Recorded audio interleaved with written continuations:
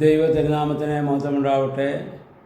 Bible reading പ്രോഗ്രാമിൽ സംബന്ധിക്കുന്ന ഏവർക്കും കർത്തൃനാമത്തിൽ സ്നേഹവന്ദനം. 2 ശമൂവേൽ 11 അധ്യായം നമ്മൾ വായിക്കുന്നു. ദാവീദ് രാജാവിൻ്റെ ജീവിതത്തിലെ ഏറ്റവും വലിയൊരു വീഴ്ച സംഭവിക്കുന്നതാണ് ഈ അധ്യായത്തിൽ നമ്മൾ വായിക്കുന്നത്. അവരുടെ ആ ഭൂപ്രദേശത്ത് വസന്തകാലവും ശൈത്യകാലവും ഉണ്ട്. സാധാരണ യുദ്ധങ്ങൾ നടക്കുന്നത് വസന്തകാലത്താണ്. ശൈത്യകാലത്ത് എല്ലാവരും വിശ്രമത്തിലായിരിക്കും, മഞ്ഞ് വീഴുന്ന സാഹചര്യത്തിൽ. അപ്പം അങ്ങനെ സാധാരണ അവർ തമ്മിലുള്ള യുദ്ധങ്ങൾ സാധാരണയായിട്ട് ആ രാജ്യത്തുണ്ട്. ഇപ്പോൾ ദാവീദിൻ്റെ പടയാളികളൊക്കെയും യുദ്ധത്തിന് പോയിരിക്കുകയാണ്.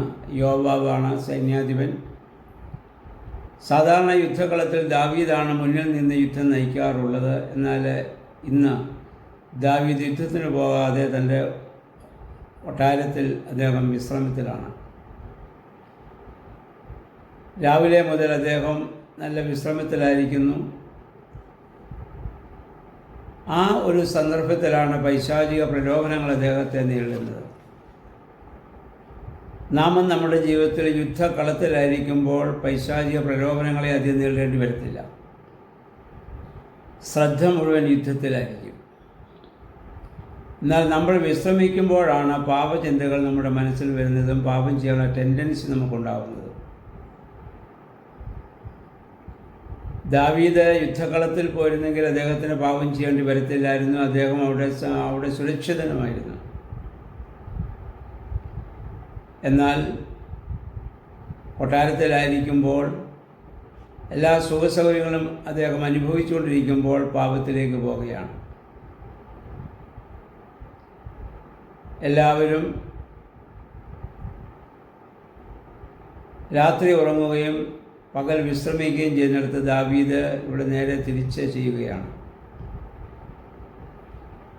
നമ്മുടെയും ജീവിതത്തിൽ യുദ്ധങ്ങളെ നേരിടേണ്ടി വരുമ്പോൾ രോഗങ്ങൾ, സാമ്പത്തിക പരാധീനതകൾ, കുറ്റപ്പെടുത്തലുകൾ അല്ലെങ്കിൽ നിന്ദകൾ, പരിഹാസങ്ങളൊക്കെ നമ്മൾ ഏറ്റെടുക്കേണ്ടി വരുന്ന സാഹചര്യത്തിൽ അല്ലെങ്കിൽ അങ്ങനെയുള്ള സംഘർഷകരമായ അവസ്ഥയിൽ നമ്മളൊരിക്കലും പാപം നമ്മുടെ നോട്ടത്തിലോ നമ്മുടെ മനസ്സുകളിലോ പാപം ചിന്തകളൊന്നും അവിടെ സംഭവിക്കുന്നില്ല. എന്നാൽ നമ്മൾ നമ്മുടേതായ കൊട്ടാരത്തിൽ, നമ്മുടെ ഭവനത്തിൽ സ്വസ്ഥതയിലായിരിക്കുമ്പോൾ പാപചിന്തകൾ നമ്മെ കീഴ്പ്പെടുത്തുകയും പാപത്തിലേക്കുള്ള ടെൻഡൻസി നമുക്കുണ്ടാവുകയും ചെയ്യുന്നു. ദാവീദിൻ്റെ ജീവിതത്തിൽ ഇതാണ് സംഭവിക്കുക. അതുകൊണ്ട് സ്വർഗരാജ്യത്തേക്കുള്ള യാത്രയെക്കുറിച്ച് പറയുമ്പോൾ അലസത പാടില്ല എന്ന് പിതാക്കന്മാർ ഓർമ്മപ്പെടുത്തുന്നുണ്ട്. സുറിയാനി സഭയുടെ പ്രഭാത നമസ്കാരത്തിൽ ദേവാലയങ്ങളിൽ ഇങ്ങനെ പ്രാർത്ഥനയുണ്ട്.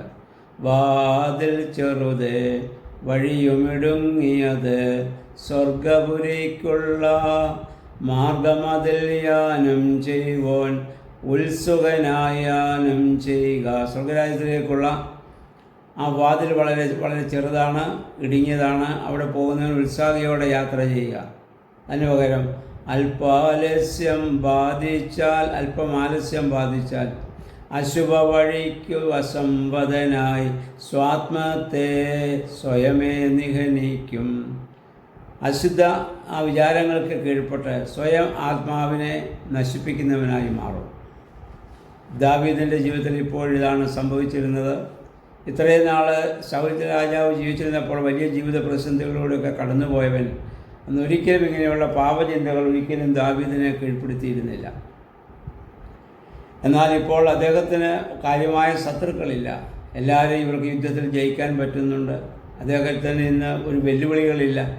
സ്വസ്ഥതയോടെ സമാധാനത്തോടെ ജീവിക്കുമ്പോൾ കിടക്കപ്പെട്ട് എഴുന്നേൽക്കുന്നവനും പ്രാർത്ഥിക്കുകയാണ് ചെയ്യേണ്ടത്. അതിന് പകരം മട്ടുപ്പാവിലിറങ്ങിയവനും ഇല്ലാത്തുകയാണ്. അപ്പോഴാണ് ഒരു സുന്ദരിയായ സ്ത്രീ സ്നാനം ചെയ്യുന്നത് കുളിക്കുന്നവൻ കാണുന്നു. ബേർശേബ തൻ്റെ പടയാളികളിലൊരാളായ ഊരിയാവിൻ്റെ ഭാര്യയാണ്. അവളിൽ മോഹമുണ്ടാകുകയും അവിടെ നിന്ന് വിളിച്ചു വരുത്തി അവളോട് പാപം ചെയ്യുകയാണ്. അത് കഴിഞ്ഞപ്പോൾ ആ പാപത്തെ മറയ്ക്കുവാൻ ഹീനമായൊരു മാർഗം, അതിനുള്ളതായ തന്ത്രം അദ്ദേഹം അവിടെ മെനയുകയാണ്. ഊരിയാവിനെ അത് കഴിഞ്ഞപ്പോൾ നമ്മൾ വായിക്കുന്നു, ബേർശേബ ദാവീദിനെ പിന്നീട് വിവരമറിയിക്കുന്ന ബന്ധത്തിൽ താൻ ഗർഭവതിയായിരിക്കുന്നു. അപ്പോൾ ഇനി എന്താണ് ചെയ്യുക? ആ കുഞ്ഞ് ഊരിയാവിൻ്റെ കുഞ്ഞാണെന്ന് മനസ്സിലാക്കണം. യുദ്ധത്തിന് പോയാൽ കുറേ നാളുകൾ കഴിഞ്ഞ് എല്ലാവരും മടങ്ങി വരാറുള്ളൂ. അപ്പോൾ തൻ്റെ ഭവനത്തിൽ വരുമ്പോൾ തൻ്റെ ഭാര്യ ഗർഭിണിയായി കണ്ടാൽ ഊരിയാവിനത് ഉൾക്കൊള്ളാനാവില്ലല്ലോ. അതുകൊണ്ട് അവനെ യുദ്ധസ്ഥലത്തു നിന്ന് വിളിച്ചു വരുത്തി അവൻ്റെ ഭവനത്തിൽ പോയി ഭാര്യയോടൊപ്പം വസിക്കുവാൻ രാജാവ് അവനെ നിർബന്ധിക്കുകയാണ്. എങ്കിലും നീതിബോധമുള്ളവനായ നല്ലൊരു യോദ്ധാവാണ് ഊരിയാവ്. അവൻ പറയുന്നു, എൻ്റെ കൂടെയുള്ള എല്ലാ ആളുകളും യുദ്ധത്തിൽ ഏർപ്പെട്ടിരിക്കുമ്പോൾ ഞാൻ എൻ്റെ ഭാര്യയുടെ അടുത്ത് പോയി അങ്ങനെ സന്തോഷം പങ്കുവെക്കേണ്ടവനല്ല. രാജാവ് പറഞ്ഞു വിട്ടിട്ടും പോവാതെ കൊട്ടാരത്തിൽ തന്നെ മറ്റേ വേലക്കാരോടൊത്ത് അവിടെ കിടക്കുവാൻ അദ്ദേഹം അവിടെ തയ്യാറാവുകയാണ്. എത്രയോ നീതിബോധമുള്ള നല്ലൊരു മനുഷ്യനാണ് ഈ ഊരിയാവ്. അപ്പം അങ്ങനെ പോകാതെ വന്നപ്പോൾ ഇനി എന്താണ് മാർഗം? ഇപ്പോൾ ഹീനമായ മാർഗം, പൈശാചികമായ വലിയ ഒരു ശക്തി ദാവീദിൻ്റെ ഉള്ളിൽ പ്രവേശിച്ചിട്ട് ഊരിയാവിനെ പോർക്കളത്തിലയച്ച് മുന്നിൽ നിർത്തി മരിക്കാനുള്ള ക്രമീകരണം ചെയ്യുകയാണ്. രാജാവ് പറഞ്ഞാൽ പടയാളികൾക്കത് ചെയ്യാതിരിക്കാനാവില്ലല്ലോ, സൈന്യാധിപനത് ചെയ്യാതിരിക്കാനാവില്ല. അതുകൊണ്ട് അദ്ദേഹത്തെ മുന്നിൽ നിർത്തി അദ്ദേഹത്തെ വധിക്കുകയാണ്. ഒരു തെറ്റ് ചെയ്താൽ അത് മറയ്ക്കാൻ വേണ്ടി അനേക തെറ്റുകൾ നമ്മൾ ചെയ്യേണ്ടി വരും. ഒരു കള്ളം പറഞ്ഞാൽ അതിനെ മറയ്ക്കാൻ വേണ്ടി മറ്റനേക കള്ളങ്ങൾ നമ്മൾ പറയേണ്ടി വരും. അതേസമയത്ത് അവൻ ഊരിയാവിനെ വിളിച്ചു വരുത്തിയിരിക്കുന്നതിനെ ഒരു തെറ്റുപറ്റി, നീ എന്നോട് ക്ഷമിക്കണം എന്ന് പറഞ്ഞിരുന്നെങ്കിൽ ഊരിയാവ് തീർച്ചയായും അത് ക്ഷമിക്കുമായിരുന്നു. അദ്ദേഹത്തിന് ദാവീദിന് ഈ വലിയ പാപത്തിൽ നിന്ന് രക്ഷപ്പെടാൻ സാധിക്കുകയും ചെയ്യുമായിരുന്നു. എന്നാൽ തൻ്റെ യശസ്സിന് അത് കോട്ടം സംഭവിപ്പിക്കുമെന്ന് വിചാരിച്ചായിരിക്കണം ദാവീദ് അങ്ങനെ ചെയ്യാതെ കൊണ്ട് ഹീനമായ മാർഗം ഉപയോഗിച്ച് ഊരിയാവിനെ കൊന്നുകളയുവാനുള്ള ശ്രമം അവിടെ ചെയ്യുകയാണ്. നമുക്കും നമ്മുടെ ജീവിതത്തിലും ദാവീദിനെ പോലെയുള്ള അനുഭവങ്ങൾ നമ്മുടെ ജീവിതത്തിലുണ്ടാവാം. കാരണം പൈശാചിക പ്രകോപനങ്ങളും ശക്തമായിരിക്കുന്ന ഭൂമിയിലാണ് ഞാനും നിങ്ങളും ജീവിക്കുന്നത്. മനസ്സുകൊണ്ടും ചിന്ത കൊണ്ടും പാപം കൊണ്ടും പ്രവൃത്തി കൊണ്ടും കണ്ണുകൊണ്ടും ഒക്കെ പാപം ചെയ്യാൻ സാധ്യതയുണ്ട്. അവിടെയൊക്കെയും ദൈവത്തെ നിലനിർത്തിക്കൊണ്ട് ദൈവത്തിന് നിരക്കാത്ത രീതിയിൽ ചിന്തിക്കാനോ പറയാനോ പ്രവർത്തിക്കാനോ പാടില്ല. അതുകൊണ്ട് പൂർണ്ണമായ നീതിബോധത്തോടുകൂടി പ്രവർത്തിക്കുവാൻ ദൈവമേ പരിശുദ്ധാത്മാവേ ഞങ്ങളെ ശക്തീകരിക്കണമേ നമുക്ക് പ്രാർത്ഥിക്കാം. ദാവീദിൻ്റെ ആ ജീവിതത്തിലുണ്ടായത് അവൻ ഇത്രയും നാൾ ദൈവ മനുഷ്യനായിരുന്നു. എല്ലാ കാര്യം ദൈവത്തോട് അവൻ ആലോചന ചോദിച്ചവൻ ചെയ്യുന്നവനാണ്. ദൈവമാണ് അവനെ അഭിഷേകം ചെയ്തത്, വഴി നടത്തിയെന്നൊക്കെ അവനറിയാം. എന്നാലും മാനുഷിക ബലഹീനതയും സാഹചര്യ സമ്മർദ്ദങ്ങളും അവനെക്കൊണ്ട് പാപം ചെയ്യുകയാണ്. എന്നാൽ പഴയ നിയമത്തിൽ നമുക്കറിയാം പരിശുദ്ധാത്മാവില്ല. എന്നാൽ പുതിയ നിയമത്തിൽ നമ്മൾ ജീവിക്കുന്ന പരിശുദ്ധാത്മാവിനാലാണ്. പാപബോധം പരിശുദ്ധാത്മാവ് നമുക്ക് നൽകുന്നുണ്ട്. അതിനെ മറികടന്ന് നമ്മൾ ഒരിക്കലും ചെയ്യാൻ പാടില്ല.